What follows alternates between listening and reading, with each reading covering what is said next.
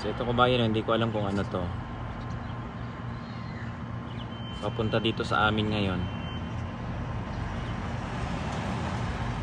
Hindi ko alam kung usok ba yan, hamog, o kaya sunstorm na napakalakas.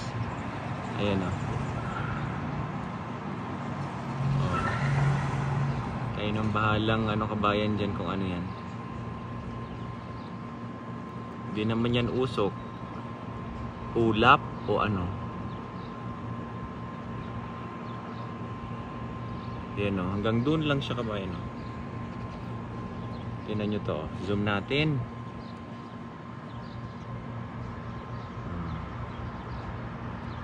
Laki ano. Pero nararamdaman ko yung ano, amoy ng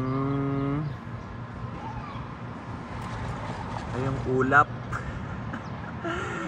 Ayan o. Pero bakit nasa ilalim siya tapos ganyan ang kulay? Ayan o.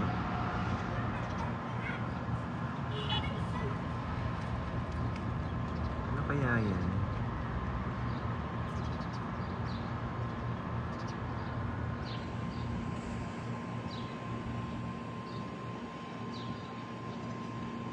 Antayin ko na lang na makarating dito sa aming kabayan kung ano to. O, tingnan nyo, gumagalaw eh, papunta dito eh.